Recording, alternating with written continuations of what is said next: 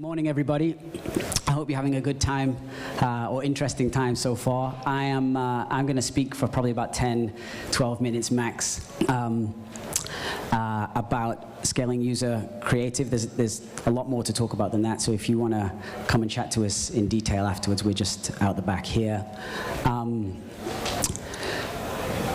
I really need to get another photo done, but I was a lot slimmer back then, and I can't bring myself to update my photo with my, my scaled waistline. But I was working actually in the gaming team, or with the gaming team in Facebook in Singapore, and left to start this company 5 or 6 years ago because all of my clients had creative issues, ideation problems, production problems, localization problems, you name it. And over the years, the amount of platforms, the amount of placements, the amount of formats, the amount of competition, the increase in media cost, all of those kind of things has meant that it's become, it's getting even more problematic today than it was back then. The good news is that can be a competitive advantage for those who are nimble enough, agile enough, and think about the problem maybe slightly differently than others. And I put in there, my mum still doesn't understand what I do. When she tells her friends like what I do, she says, "Oh, Nick works on the internet like I'm a plumber or something, just like tapping stuff, cleaning the pipes, making sure everything runs well." So I guess you guys have a lot to thank me for.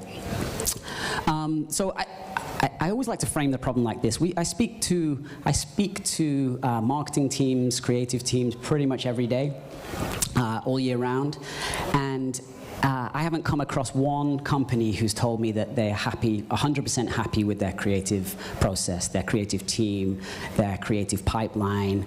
There's always something that they think they can improve, and there's always some weak spot or area where they feel like they're being disrupted. And it goes for big business, small business, medium business. They all have different issues. Small businesses tend to be a bit quicker, less guidelines, can be a little bit more loose, play fast and loose with some of the rules. But don't have all the resources. The big companies have more resource, but often have a slower, more drawn-out ideation, sign-off, brand guideline adherence, so on and so forth. And then you get to the creative paradox part, quote-unquote, which is the better you do, the more you spend, the quicker your creative performance degrades. So you need to build even more. So it kind of only gets harder the bigger you get, the more you scale. So having some way, having some system to be able to scale that effectively and efficiently is super, super important. And I'm sure most of you or all of you already know this. I'm preaching to the choir in many respects. But what I wanted to talk about today was optimization, creative optimization versus creative maximization. They're two subtly different things, but most people today, when I speak to them, are talking about creative optimization. So more formats, more platforms, more placements, trying to optimize click-through rate, conversion rate to improve or increase the revenue from their audiences. And this is not easy. This is quite hard to do. It's kind of like being on a hamster wheel. You're always trying to build more. You're always trying to test more. You're always trying to eke up 0.1% click-through rate from that placement, or try TikTok, or figure out if you can tweak this Instagram stories placement to yield a bit more of a better conversion rate, so on and so forth. But typically, this is just improving the performance from your core audiences. This is just eking out those extra, that extra revenue from the people who you're already targeting, who's already kind of attracted to the game, or app event optimization, value-based optimization, target ROAS, those kind of optimization algorithms, kind of going after the same audiences. So what we try to work with our clients on, in addition to this, because this is super important, is audience-based creative targeting. And this kind of sounds simple, but not many people are doing it, and not many people are doing it effectively. So this is what we're talking about when we talk about creative maximization, increasing the audiences that your creative is being delivered to increase the total revenue. total ROI or the incremental ROI, incremental ROI will decrease because they're outside of your core audiences, but you can attract more users and increase total revenue by thinking slightly differently about how the creative speaks to different audiences. And I'll come on to a few examples in a bit by what I mean by this. So this semi-snazzy slide shows like formats and platforms, but all of the different audiences and the incremental, and I've made these numbers up and I've made these audiences up, but this is just for illustrative purposes. So many times we become very, very narrow focused or very, very we have very, very fixed ideas of what the creative should look like or what other people are doing or what's worked in the past. And that's all very, very valid. And as I say, that kind of speaks to the creative optimization part of the graph. But creative maximization, building new narratives, new creatives, new storylines to attract new users in new ways. And if you haven't seen, the best example of this for me currently is I think it's Plarium, Raid, Shadow Legends. They have, if you go through and look at all of their creative, if you go through and look at all of the themes that they're doing, they have, and I know this because I downloaded the game a couple of months back, and I've been targeted for years and never done it. And I downloaded it because there was a really clever 3D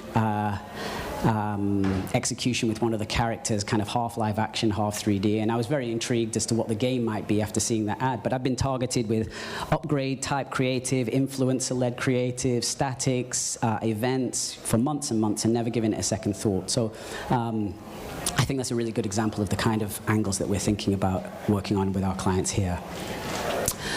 So the three key points is audience insight. And again, this all sounds very simple, but oftentimes we overlook it. What do we mean by creative concepts and variants? And then the automated optimization, which many of you will be way more qualified to speak about than I am, but it's an important part of the puzzle. So audience insights. It's the photo again. I really do have to change it. But most people, or up till now, especially when I was at Facebook, we think about the audience in like this. Like lookalike 1%, likes this game, like this page, etc., etc. But actually, humans are a lot more complex. And if you ask my wife, she'll tell you I'm a very complicated person. So I have many different emotions and motivations that are much more broad than just I like games, don't like games, have played an RPG, have not played an RPG, have spent money in a strategy game, have not. So if you start to think about that when it comes to your creative strategy, you can start to speak to people and sell these products and games in different ways. Classic marketing communications style funnels. We have our own framework. We call it the 16 Quadrant Framework. Many other people have different frameworks, but this is just the way that we plot and ideate different creative styles, different creative themes, different stories for different audiences.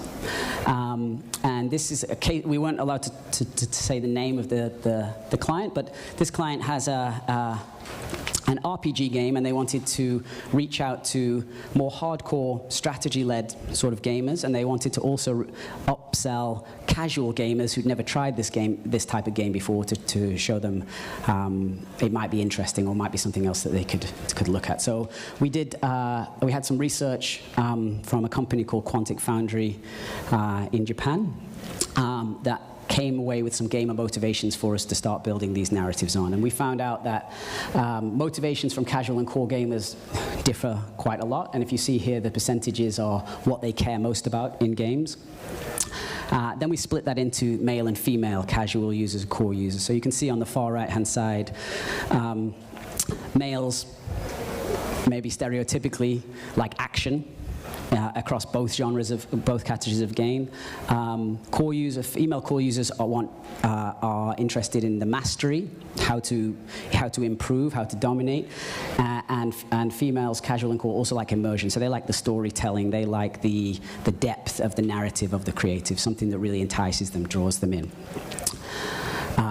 And here's a little bit more detail. So the company there, Quantic Foundry, if you've never looked at any of their work, you should go and check it out, because they have a lot of interesting insights into why people play these games and why they started to play these games, most importantly. So then if you look into this, the two core audiences of, the two key audiences of core gamers, casual gamers, then split them into demographics, then split them by geographies, and then start to look at the elements that each of those want to see in the ads. We start to build up a template for how we're going to start to build these creative, how we're going to start. And this is before we've actually thought about what platforms it's going on. Is it going to be a video? Is it going to be a playable? Is it going to be static? Whatever. So we're thinking about how we're going to attract the attention, how we're going to show the gameplay, or are we going to show the gameplay, or in what style, and then a motivation-specific approach to attract that user or get that user to actually take the action that we want them to do. And then this is our 16 quadrants. So we had the axes can be whatever we decide is most key, or for this, for each title and each campaign. This could be market specific, could be KPI specific, could be platform specific, and we start to plot out the different ideas on here to test and learn, and then each one of those that we find becomes successful becomes its own 16 quadrant, and we sort of peel the onion back and keep going down to maximize the performance of each of those stories that we find work best. So creative concepts and ad variants, different people mean different things when they talk about this. So I just thought I'd clear up what we mean when we say it. This is in our platform when the ideas are presented to the final customer. We have the concept here is using the mini games, or using some of the mini tasks within the game to kind of break it down and make this RPG game seem a little less intimidating to those casual users who might be put off by, in-depth tutorial and so many things to do and lots of copy and text. So we broke down 3 different mini games using different characters and different angles to see which one would work. So the concept was mini game. We had idea 1, Dots and Glory, idea 2, Match for Beauty, idea 3, Knife Shooter. All of those went out to be tested, came back with the results, and then we found out whether minigame as a concept worked at all, and if it did, was it any of those characters or any of those storylines, and yes or no, depending on what happened, yes or no, then we go on to the next stage. And the reason all this is super important, and again, this is something that you guys will know, or anybody who's doing user acquisition or marketing on today's digital platforms will know better than I, is this is the way campaigns used to be set up. And this was taken from a great site, Mobile Dev Memo. For any of you who have seen this already, I would definitely recommend you, if you haven't seen it, to go and check it out. But on the left-hand side was the way it used to be set up. When I was working at Facebook, this is how we used to set campaigns up. You'd have one creative or a couple of creative, and then you would manually create the segments that you were going to target. In this case, men with an iPhone in the US interested in soccer, football. Nowadays, the platforms don't allow you to manually segment. They do the segmentation automatically for you, as you all know. But they're making hundreds, if not thousands, of segments on the back end that you can't necessarily see, and testing all of those creative against those segments. So if you only have 1 or 2 creative concepts or variants being tested against all those mini subsegments, you're really losing the effectiveness and the efficiency of that algorithm to be able to test as granularly and optimize as granularly as possible. So the ideal state should be something like this, which allows you to, coming back to the original premise of the talk, expanding the audience and therefore expanding the revenue, you have much more coverage and much more ability to find different subsegments of users with all of these different concepts and variants. And if anything, this slide is slightly simplified because there's 3, 6, 9, 12 variants of one creative concept, but you should really be having 2 concepts, 3 concepts, 4 concepts, and like the way that Google are setting up the new ad groups within the Google App campaigns to allow you to test all of these different themes, different thematic ad groups. And then, back into the portfolio, testing, learning, crossing stuff off, trying new ideas, always on, again, the hamster wheel approach to creative. So in summary, that's me. Audience-based creative is key for revenue maximization, not revenue optimization. Multiple concepts and variations of each concept help you to take advantage of the auction. And without a specific volume, a threshold volume, you can't maximize the automatically created segments on platforms like Google, Facebook, and Snap today. That's me. Wow, thank you very much. Oh, and we're outside, shameless plug. If you want to come and talk to us about how we do this or see some of our examples, then we're just out the back. I don't even know where to start. A lot of that is, actually a lot of that sounds like a bunch of work. It's a lot of work. So I'm assuming that you're here so that I can offload some of that work to you? That's the idea, yeah. Yeah. Not to me personally, because I wouldn't know creative if you hit me around the face with it, but the team does, most of the team. In particular, the approach to having multiple variants of a creative and understanding how the ad platform is actually going to test those and apply those to an audience just seems like a black box to me. It is, but the only way you can control it is by the creative. So the creative becomes the audience in effect. It will heat seek its way to the most optimized audience. And that's where the volume comes in. That's why you have to have the volume. And that's why you have to have the volume, and it has to be consistent. All right. Any other questions? Just a second. Thank you very much. Interesting. Thanks for sharing these insights. Just a quick question. What is typical budget that you put behind each test of the concept or of each particular creative? That's a good question, and not one that I am really that best placed to do, because we don't do the buying or the testing. It can be as low as 50. We have clients in Asia they'll cut something off at like $25 for spend. I think that's probably a little bit premature, but it really depends on the size of the audience. Okay, thanks. Yeah. Sorry, I can't be more specific. There was another one back here somewhere. Perfect. Would you pass that down for me, please? Thank you. My question is a bit related to that question, though. When you're testing that many variants, how could you get like statistical significance on which ones work? Because like what we saw is that the more we tested, the more money you needed to put to make statistically significant, insights on which creatives work. Mm-hmm. Again, we don't really control that. And there's probably quite a few people in the room who will be able to answer it way better than I.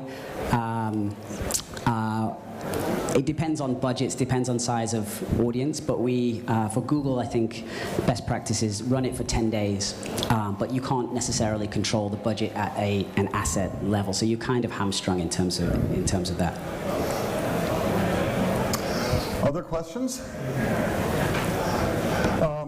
I'm going to need at least a couple hours to digest everything that I've learned here. So I may come back to you with questions a little bit later. Will it be easy for me to find you at booth G12? Just out here. We'll ambush you on the way out. Shameless plug for your plug. Yeah. Hey, thank you very much. We appreciate it. You're welcome. Thank you.